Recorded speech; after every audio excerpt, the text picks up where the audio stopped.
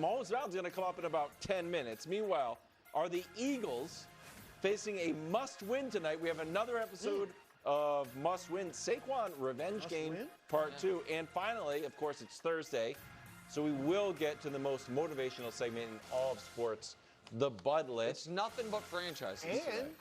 And what else? Bruce Bell. Your favorite conversation. Yeah. That's right. Exactly. That's why you're upset. Wildes is trying to put Aaron Rodgers in the MVP conversation. In the conversation. Everyone can't be in the conversation. If you're the quarterback of a first-place team, you're in the conversation. That's Daniel Jones is Mac in the conversation. Jones. I'm glad you brought him up. This guy. He was going to be on the outside looking in because he didn't start every game. But now that you mention So if the Colts lose this weekend, Trevor's in the MVP conversation. well, I don't know. He beat Patrick Mahomes. Had one of the plays of the season. This guy. He did, but the no, he's not in the conversation is too conversation. much. It's a long conversation. Yes. We're starting with the under 500 Chiefs. Lost to Jacksonville Monday night, although Mahomes did throw a 99-yard touchdown. Now preparing to take on the 4-1 Lions, who are on the longest winning streak in the NFL. Nick, did Monday's loss shake your faith in Kansas City? And because we didn't have a show, I already know the answer to this, because guess what? I listened to the What's Right podcast with Nick Wright. Wow. Had to get Trying my to get some daily tips input. on how to pod. Fledgling enterprise. What do they call me, Wildes? Mr. Consistency. So I have to be consistent on this. I hated that loss so much. I hated it. And it feels like the sports gods were a little cruel to me personally in that regard, that I was not able to enjoy the greatest moment the Prince has had since the playoff victory against, if I may steal a turn of phrase from Brew, another one of everybody's All-Americans, Matthew Stafford. Or I'm sorry, Justin Herbert, pardon me. Because it came at the expense of my team. All last year, I railed against these stats that were like, the Chiefs are the worst 5-0 team in 10 years. You know what those same exact stats are saying this week? The Chiefs are the best 2-3 team in 10 years. I hate that. I don't want to be the best 2-3 team. I've said forever on this show, I believe winning is a skill. I do not care about your look at the yards per play, look about the explosive and so the things the Chiefs did well in that game are not things that A, I value immensely when it comes to winning a championship, and B, not concerns I had. If I went into that game worried about the Chiefs' offense, then I would understand why that game would make one feel better. But I take as a given that with a healthy Patrick Mahomes and a functional offensive line and a receiving core with a pulse, the Chiefs are going to be able to score points. So I was not shocked that they moved the ball. But I said on this show 3 weeks ago, what makes the Chiefs different from these other teams is while they might not blow people out the way other teams do, they don't blow leads. They were up 14 points. I said all week, they can't lose that game if they don't turn the ball over.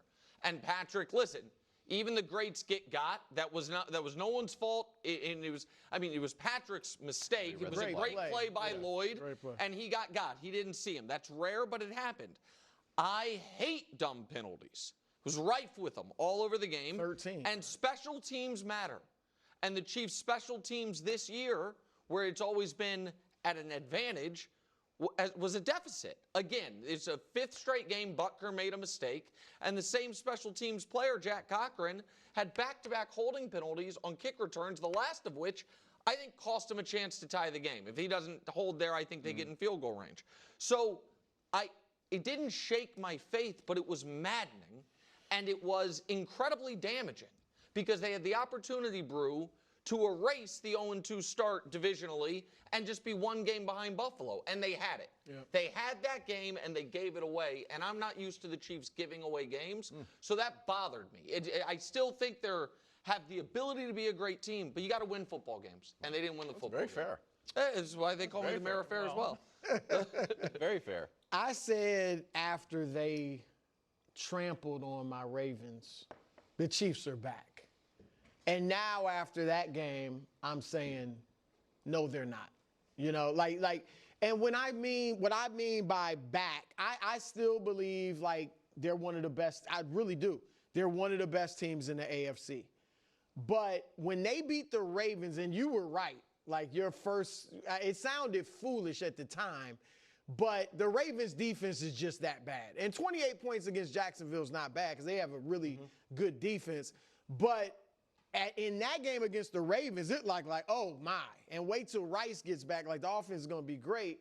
And a lot of that was just how bad the Ravens defense is. Although they have improved with Worthy. Yeah, I thought the offense was excellent against Jacksonville. I mean, Patrick made a mistake.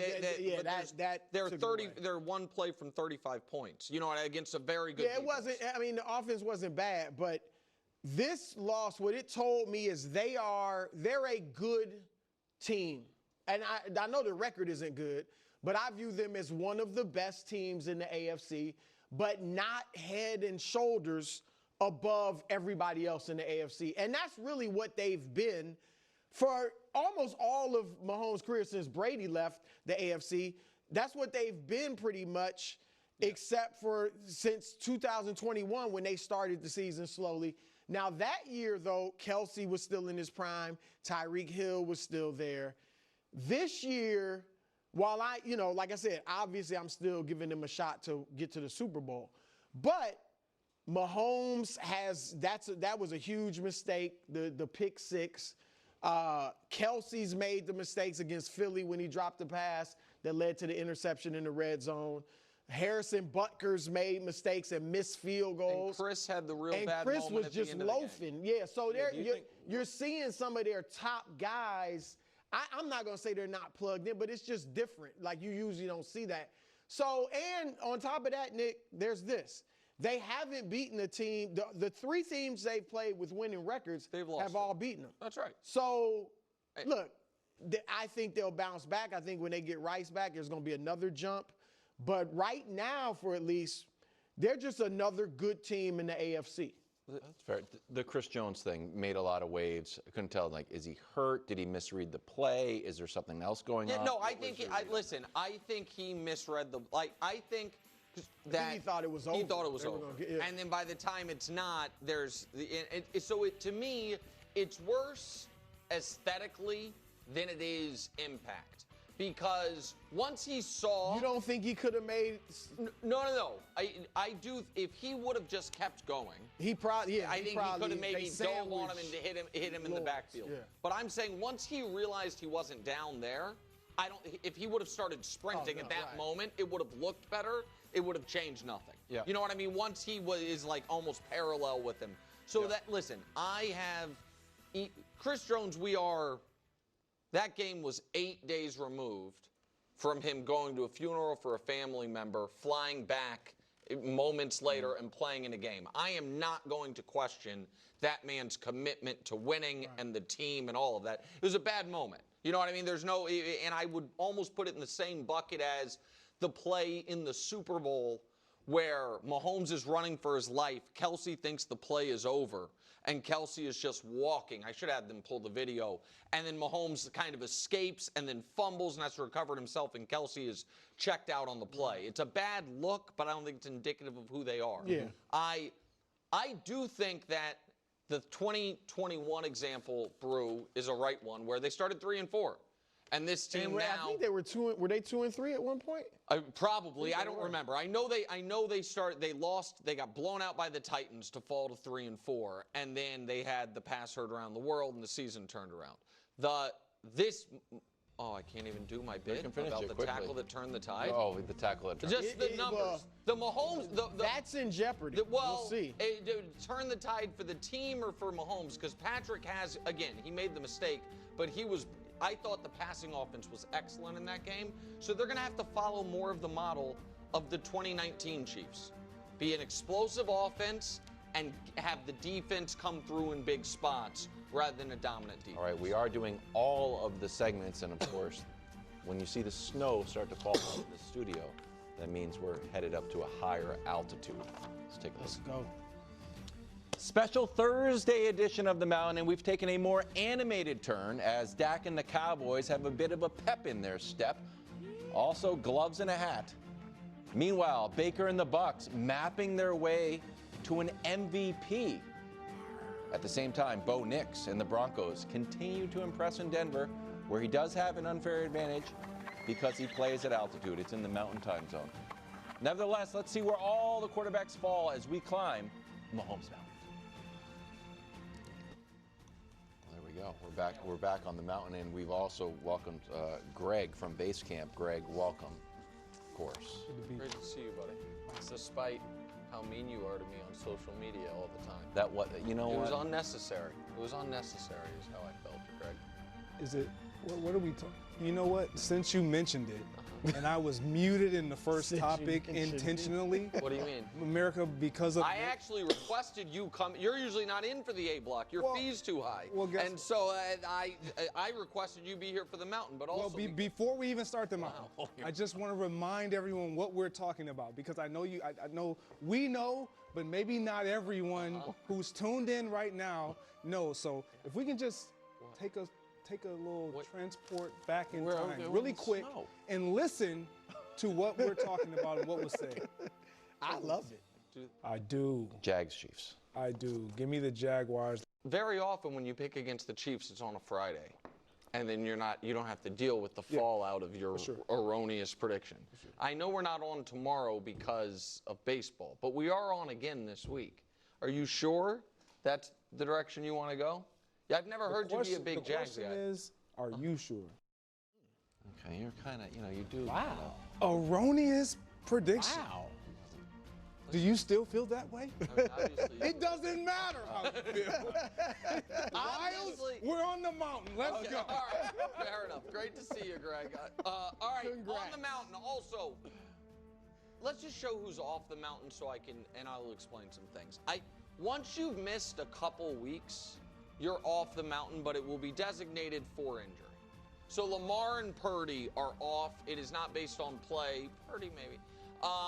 But it's based on injury. They just shouldn't have a spot once it's more than a 1 week absence. Jake Browning off the mountain. He also is off his starting job. Tough one. Joe Flacco off the mountain, even though he's starting for a new team. Cooper Rush off the mountain. Carson Wentz almost got on. I know Wentz and Bryce got wins this weekend. Wentz played better, not enough to get on the mountain. Wow. Bryce did not play that well. He's still off the mountain. Now, by the way, I'm very curious to see if we were able to upgrade our software so we don't have to be as color coordinated, reds on the left, screens on the right, to, where people implied that the mountain was left to right when we all know it's not. Bottom row, hanging on for dear life, Geno Smith. Man.